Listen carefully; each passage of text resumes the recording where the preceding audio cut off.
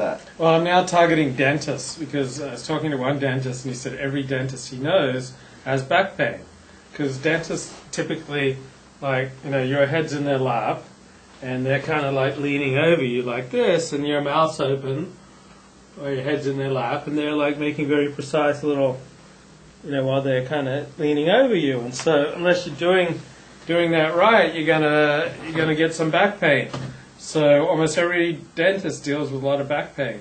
So I've been targeting dentists. So I was sending out a pitch to dentists, but somehow there's one guy who runs these like medical websites or sets them up anyway. And so if I ever send the same message through like the email submission form on these medical websites, if I send the same one, to more than half a dozen or so people, I get a call from this guy here, an angry email saying, "Hey man, stop spamming."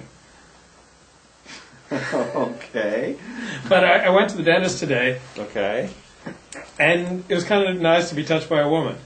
Oh, big hello. Wankle 613 is back. I love Wankle 613. Well, Wankle... But I don't want to end up like Wankle 613. I want to be touched by a woman, even more than I want to be touched by an angel.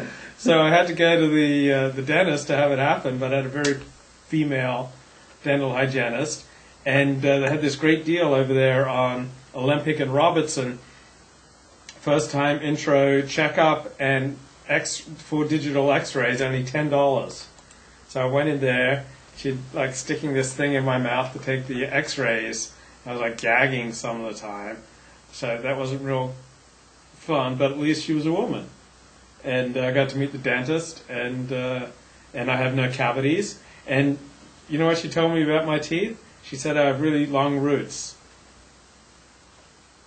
Okay. So they're not going to drop out soon. So offer Alexander technique to drug dealers who are under lots of stress and have money. Sure, I'd be happy to work with drug dealers, particularly the ones with lots of money.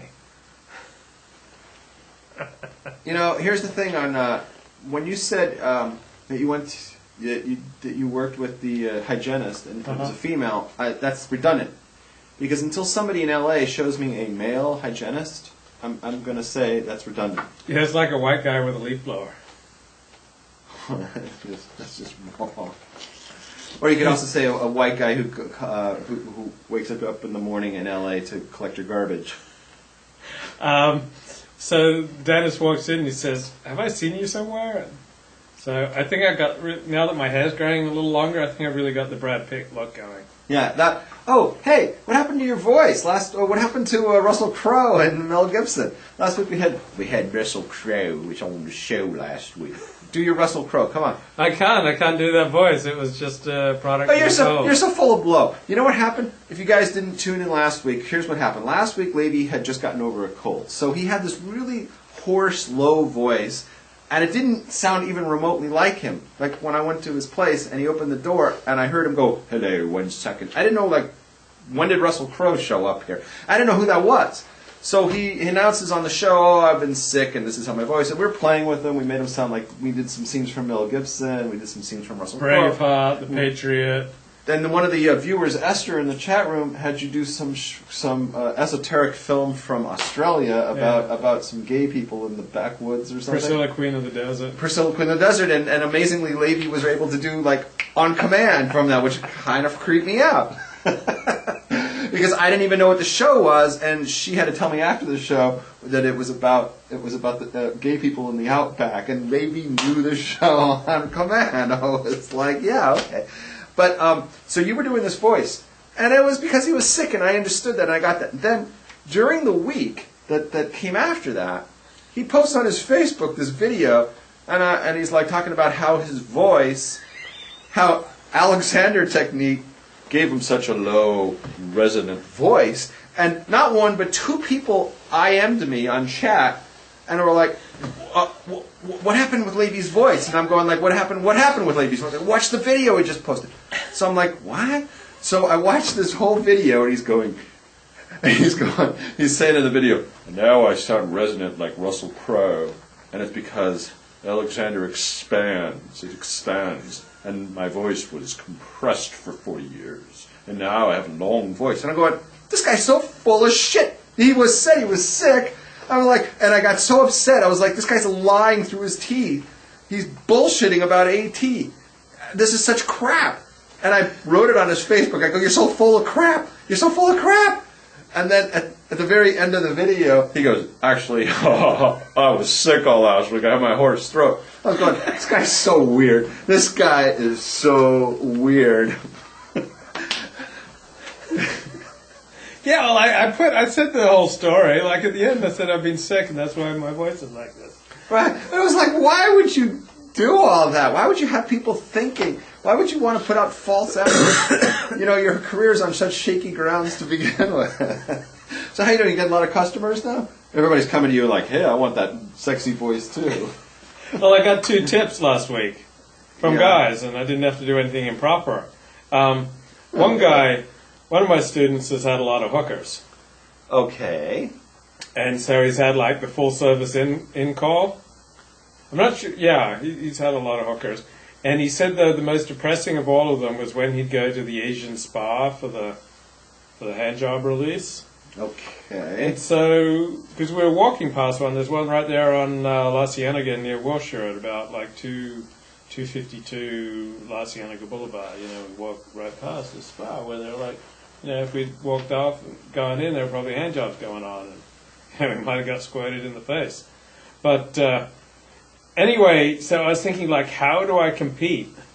You know, when there are all these massage parlors within easy walking distance of Pico Robertson, how do I compete with that? Okay. And so my friends had a lot of hookers, and I'm not going to do anything improper, but I wanted to give the lesson that we did, the really good lesson that we did, a happy ending.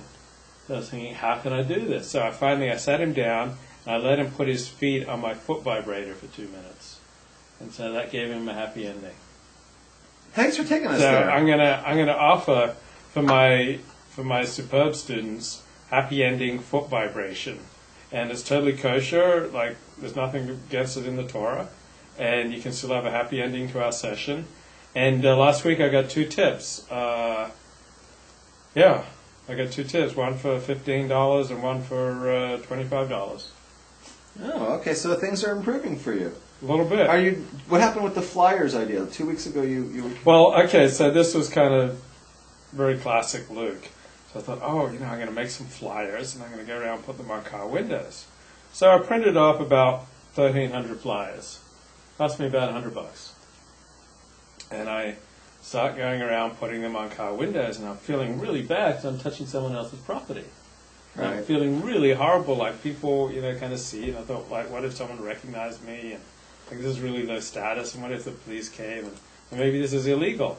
And I said, maybe I should Google what I'm doing, see if it's legal. Okay. So I was feeling like crap. I hated doing it. Went home, Googled it, saw that, I could get fined, and I cut that crap out, so now I've got like 1,200 flyers, $100 worth of flyers just to give away, but I hate sticking them on any more car windows. That made me really creeped out. All right, so that made me feel horrible. I felt like I was illegal. You know what? You give one out to each customer, and you say, "Go tell all your friends about it. Give them each a couple." That's what like professionals do. You go to like a lawyer's office, and they always hand you like 5 business cards. You're going to throw them out or whatever, but they assume that maybe you're handing them out to your friends. Yeah. Like whatever. You look professional now. So dentists, they're my new target for my professional life, and the dental hygienist is past my new target for my romantic life. Okay. Because we could we could maybe go home together, and she could dress up in her dental hygienist. That's always a big turn on. And she could put things in my mouth and pretend that she was taking X-rays. And you could film it and call it fetish and post it on Luke4.com. And there'd be nothing unwholesome about it because she's just putting things in my mouth. Like if I was putting certain things in her mouth, that would be unwholesome, but not the other way around. And we'd all be clothed, and she'd be wearing gloves. So it wouldn't be... Yeah, and I'm sure there's a market for it. Yeah. There's a market for anything, as you well know from covering that industry. Hygienists, they tend to be Jewish. I don't know if there's a tendency. I really don't know. I know that they tend to be female for some reason. Yeah, I like female. And I don't understand why there's no guys in that field. It just doesn't add up to me. But a long time since I've been with a female. Okay, really good.